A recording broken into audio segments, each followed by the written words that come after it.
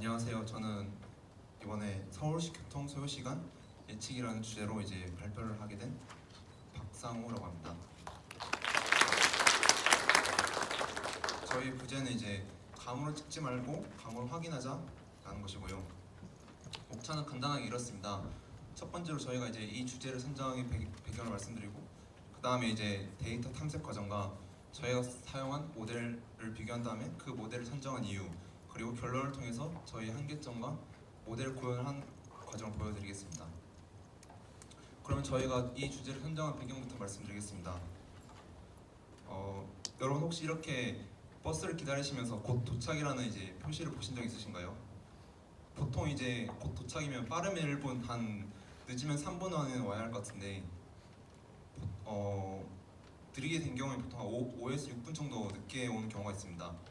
왜 이런 현상이 발생하는가에 대해서 저희가 약간 궁금해서 이 주제를 선정하게 되었는데요. 일반적으로 도로 상황은 이제 복합적인 이제 상황이기 때문에 이 원인이 이거 하나다라고 단정지어서 말할 수는 없을 겁니다. 하지만 근데 이제 날씨와 같은 돌발적인 변수나 아니면 이제 교통사고, 통행량의 이제 막힘 같은 것들이 이제 나타났을 때 이를 제대로 반영하지 않아서 5에서 6분 정도 늦게 오는데 곧 도착을 표시를 한다거나 이런 오차가 발생하게 되는 것이겠죠. 따라서 저희는 이제 이 도로 관련 종합적인 변수를 통해서 돌발적인 상황이 없을 때 규칙적인 이제 교통 소요 시간을 한번 예측해보고, 그 다음에 돌발적인 변수 중에서는 날씨 변수를 이용하여서 이 두 개의 변수를 조합하여서 교통 소요 시간을 예측하기로 하였습니다. 저희가 이제 선정한 데이터를 말씀드리겠습니다. 저희가 초기에 변수를 선정할 때 크게 카테고리를 도로, 날씨, 시간이라는 이제 세 개의 카테고리로 나누는데요. 하지만 이제 관련 데이터를 가져온 결과 데이터가 굉장히 불안정했습니다. 공공 데이터가 일단 잘 구비되어 있지 않은 것도 많았고요. 그리고 이제 결측지나 속도가 이제 0인 데이터도 굉장히 많았고, 그렇기 때문에 이제 좀 전처리 과정을 거쳤는데요. 일단 결측지가 있는 데이터는 저희가 좀 삭제를 하였습니다. 그리고 속도 0인 것은 이제 저희가 소요 시간을 예측할 수가 없기 때문에 그 부분 삭제하고, 그리고 이제 시간대가 0에서 24시의 시간대로 나누어질 수 있는데 0에서 5시간대에서는 지나치게 이제 차량이 이제 과속 운전을 하여서 아웃라이어가 되거나, 그리고 이제 어떤 도로에는 차량이 없어서 거기서도 이제 속도가 0인 것으로 예측된 곳이 많았기 때문에 0에서 5시간대도 삭제를 하였습니다. 그리고 나름대로 저희가 이제 중요하다고 생각했던 차 사고와 통행량 데이터를 넣어보려고 하였는데요. 근데 저희가 총 선정한 데이터가 이제 최종적으로 이제 938만 개 데이터인데 이 차 사고와 통행량 데이터가 그에 비해서 현저하게 데이터의 수가 적어서 좀 많이 아쉽지만 이 변수를 포기하게 되었습니다. 그래서 총 이제 정리를 하면 이렇게 정리가 되어 있는데요. 기상청에서 날씨 관련 변수들을 가져오고, 한국도로공사에서 도로 관련 변수들을 가져오고, 그리고 국가공간정보 포털이라는 곳에서 오픈 API를 받아서 도로의 이제 그 사용 환경, 주변 환경 같은 것을 가져왔습니다. 여기서 하늘 상태는 이제 1이 맑음, 2가 구름 많음, 3이 흐림이고요. 강수 형태는 이제 0이 없음, 1이 비, 2가 비눈, 3이 눈 이렇게 설정되어 있습니다. 이 데이터를 링크 아이디를 기준으로 머징을 하였는데요. 이 링크 아이디란 그 각 도로의 정보를 나타내는 고유의 링크입니다. 여기서 링크 아이디를 통해서 그 위치가 나와 있기 때문에 기상청에서 어떠한 지역에서 이러한 날씨를 가진다. 그리고 국가공간정보 포털에서 또한 링크 아이디를 가지기 때문에 이 부분에서는 손쉽게 머징을 할 수 있었습니다. 그래서 최종 데이터를 정리하면 이렇게 되는데요. 모델의 계산의 편의성을 위해서 요일 변수는 더미 변수로 바꿔주었고, 마찬가지로 도로 링크 아이디에 대한 설명입니다. 그럼 이제 저희가 가장 관심 있는 변수인 속도 데이터에 대해서 분석을 하기 전에 한번 시각화를 해봤어요. 시각화를 해봤는데 왼쪽을 보시면 요일별 시간대의 도로의 속도입니다. 저희가 0에서 5시 부분을 뺐기 때문에 6시부터 24시까지 포함이 된 데이터고요. 옆에는 이제 시간대별 속도의 평균을 뺀 값을 그래프로 나타낸 것입니다. 오른쪽 그래프를 좀 더 확대해서 살펴보면 그래프의 추이가 좀 월요일에서 목요일은 비슷한 것이 보이시나요? 그리고 금, 토, 일은 좀 다르게 보이시죠? 월요일에서 목요일까지를 그래서 추이가 비슷해서 저희가 데이터를 분석하면 이 요일은 월요일에서 목요일은 하나의 그 카테고리를 분류하고 그리고 금, 토, 일은 세 개의 카테고리를 분류해서 그 요일을 사용한다면 총 4개의 카테고리로 나누어서 분석을 진행하기로 했습니다. 왼쪽 그래프를 확대해 보면 좀 시간대별 이제 속도의 평균을 볼 수 있는데요. 자세히 보시면 그 밑에 시간대가 잘 안 나와 있어서 보기 불편하실 텐데 이 6시부터 10시까지는 이제 속도가 급격하게 감소를 하고 그리고 10시부터 17시까지는 속도가 조금 증가를 하다가 17시에서 20시까지 다시 속도가 감소하고 이제 나머지 시간대에서 다시 속도가 증가하는 것을 보실 수 있습니다. 7시에서 10시 사이는 이제 출근 시간대이잖아요. 그래서 속도가 이제 급격하게 감소한 것으로 알 수 있고 그리고 이제 또한 이제 17시에서 20시도 퇴근 시간대이다 보니까 속도가 급격하게 감소해서 이제 오후 7시쯤에 제일 낮은 속도를 기록한 것을 볼 수 있습니다. 따라서 저희 시간대를 이제 분류해서 사용을 한다면 다음과 같이 4개의 시간으로 나누어서 사용을 하기로 했습니다. 저희는 그래서 모델을 총 17개를 한번 만들어 봤는데요. 요일 카테고리 4개와 시간 카테고리 4개를 조합한 모델 16개와 그리고 이제 전체 변수를 이제 통째로 넣어서 계산한 모델 1개를 통해서 17개 모델을 비교해서 계산을 해보기로 했습니다. 저희는 처음 일단 그 날씨의 그 영향력을 알고 싶었어요. 도로 통행 소요 시간은 그 예측을 할 수 있지만 그 날씨가 관련된 그 변수가 어떻게 도로 소요 시간에 그 영향을 끼칠까 해가지고 우선 단순하게 선형 회기에 접근을 하였습니다. 그래서 어느 정도 속도와 이제 그 기온이나 뭐 강수 형태 이런 것들이 조금씩 선형성을 보이는 것 같아서 선형 회기를 선택했는데 기본 그 다음 이제 선형 회기 기본적인 가정들 있잖아요. 이 기본 가정들을 만족시킨 후 총 모델 17개를 적합하여 한번 시도를 해보았습니다.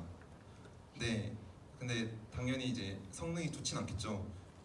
R 스퀘어가 거의 0.3에서 0.37로 왔다 갔다 하면서 저조한 값을 보였습니다. 그럼 이걸 통해서 이 날씨 변수와 도로 관련 변수들이 도로 소요 시간에 선형적인 관계들은 아니다라는 것을 저희가 느꼈고 그에 대한 해답으로 찾아낸 것이 GAM이란 모델입니다. 이 GAM이란 기존의 선형 모델에서 가법성을 유지하면서도 각 변수의 비선형적인 적합을 가능하게 하는 방법인데요.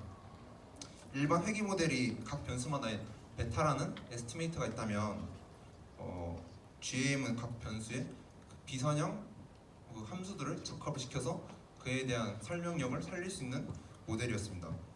하지만 가법적인 모형이기 때문에 x1 플러스 x2 플러스 x3 이렇게 나아가기 때문에 그 교호작용인 x1 곱하기 x2와 같은 이제 교호작용은 구할 수가 없는 점이 단점을 했습니다. 앞에서 설명드린 이제 장점과 단점이고요. GAM을 통해서 데이터를 한번 탐색해 보았습니다. 일단 강수 데이터와 눈 데이터를 통해서 속도와 관련성을 보았는데요. 강수 데이터는 이제 적정 수준의 강수는 큰 영향력이 없었지만 강수량이 매우 돋볼 시에 급격하게 속도가 감소한 것을 볼 수 있었고요.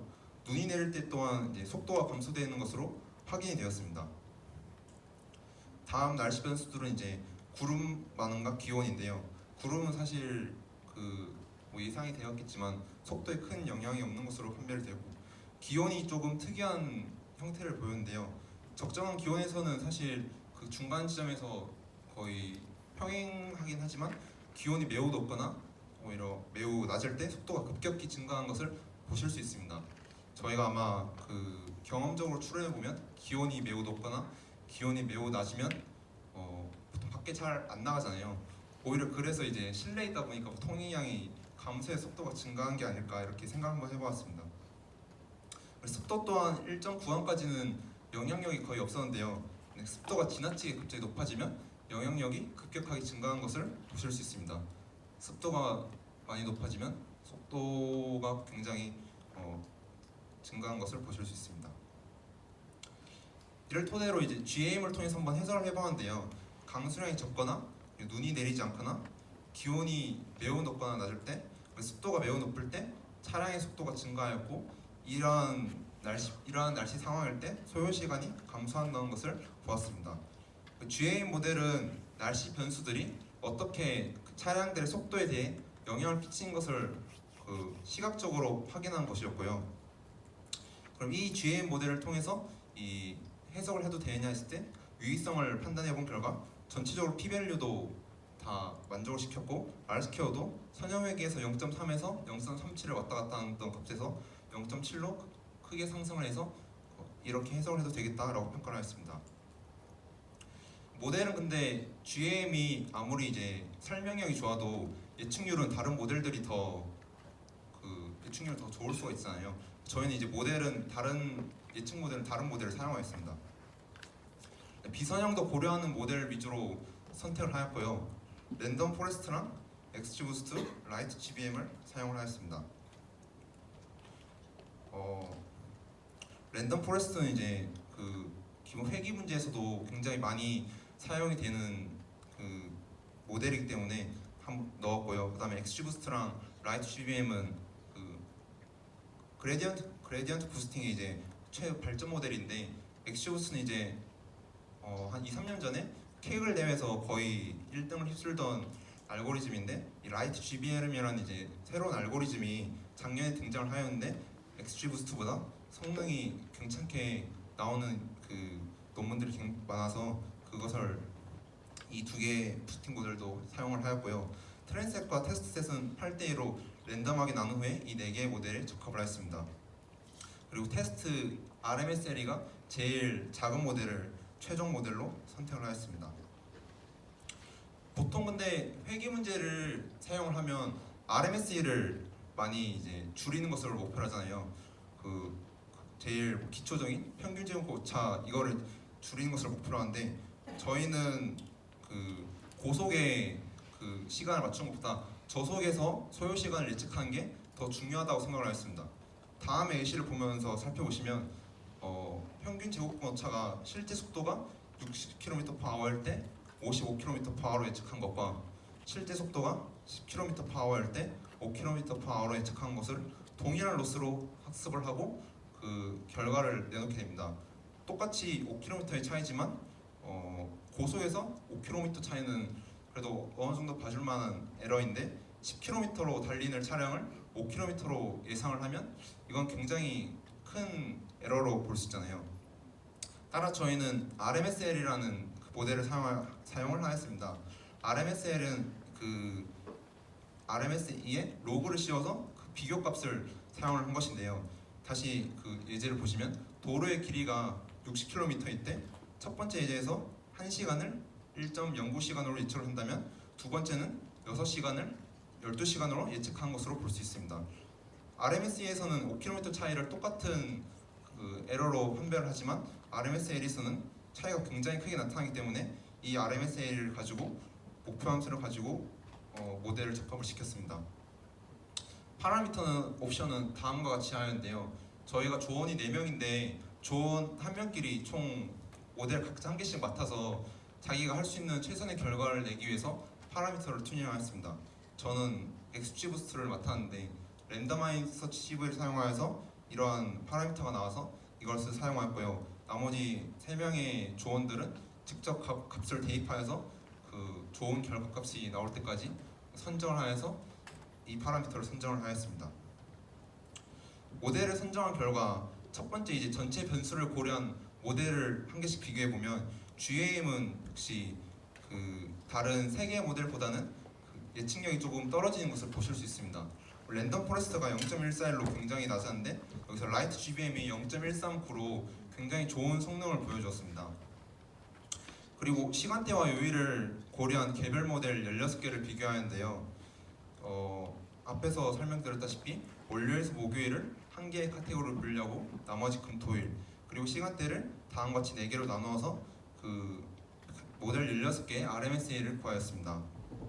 GAM과 랜덤 포레스트의 평균 RMSA는 0.34와 0.18이 나왔고, XGBoost와 라이트 GBM은 XGBoost는 0.192가 나오고 라이트 GBM은 0.133으로 여기서 또한 라이트 GBM이 굉장히 좋은 성능을 보여주었습니다. 전체적으로 모델 17개를 비교하였을 때 모델 1개를 비교했을 때 라이트 GBM이 0.139 테스트 RMSA를 가졌고, 여기서 모델 16개를 사용을 하였을 때 평균 RMSA가 0.133을 나타내는 것으로 봐서 저희는 모델을 구현을 할 때 이 모델을 사용을 하기로 하였습니다. 결론인데요. 저희 이 모델을 구현을 하기 위해서 일단 저희가 최단 속도를 예측을 해낼 수는 있지만 최단 경로를 구하는 이제 알고리즘은 저희가 구현을 할 수가 없기 때문에 네이버 최단 경로를 이용해서 경로를 구축하였습니다. 네이버 최단 경로에 보시면 이제 최단 경로를 고치는 도로들이 뜨는데요. 도로들과 그 거리가 뜨기 때문에 그 데이터를 받아서 저희가 갖고 있는 데이터로 변환을 해준 다음에 다음과 같은 데이터로 변환을 시켜주었습니다.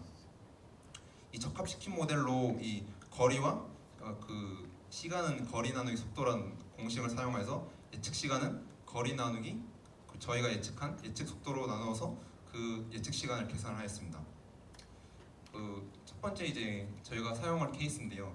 아침 7시에 저희가 이제 보아즈 주 세션 장소인 연세대학교에서 여기 발표 장소인 에스플렉스 센터까지 오는데 네이버 지도는 13분을 예측을 하였고 카카오맵은 18분으로 예측을 하였습니다. 저희는 이제 날씨를 바꿔서 한번 계산을 해보았는데요. 7월 9일날 비가 꽤 많이 쏟아졌잖아요. 그날과 그리고 7월 13일이 어제죠? 어제 오전에 좀 흐린 날씨였는데 그 데이터를 바탕으로 소요시간을 한번 예측해 보았습니다. 왼쪽이 이제 거치는 도로들의 예측 속도이고 저희가 만들어낸 함수를 통해서 소요시간을 예측한 다음에 그 예측 시간을 보니 비가 내릴 때는 12분이 예상이 되었고 날씨가 흐릴 때는 9분 정도가 예상이 되었습니다. 어느 정도 오차가 있긴 하지만 그렇죠. 이 정도 오차라면 감안할 만한 수준이라고 저희는 판단을 하였습니다. 그리고 다음으로 이제 여기 발표 장소에서 안암역은 이제 제가 사는 집인데요. 여기서 한번 택시를 타고 저희 집까지 가는데 얼마나 걸릴까를 보고 네이버 지도와 카카오맵을 확인하였습니다. 밤 11시에 택시를 타고 집을 간다면 네이버 지도는 26분을 예측하고 카카오맵은 27분을 예측을 하였습니다. 저희가 이제 사용한 모델은 비가 내렸을 때는 33분으로 예상을 하였고 날씨가 맑음일 때는 35분으로 예상을 하였습니다. 이제 도로의 길이가 점점 길어질 때마다 오차가 조금씩 커지고 있는데 이 부분은 아무래도 도로의 길이가 커지면서 이전에 있었던 오차들과 그리고 더 더해진 돌에 오차들이 점점점 더해지면서 오차가 커지고 있는데 이 부분은 좀 줄여야 하는 방안을 모색해봐야 하는데 그 방안은 찾지를 못하였습니다. 그리고 이제 한계점인데요. 저희가 많은 도로 변수들을 사용을 하여서 도로 관련 종합적인 변수를 분석을 하려고 하는데 교통사고나 이제 통행량 같은 앞에서 말씀드렸다시피 그러한 데이터가 굉장히 부족하였습니다.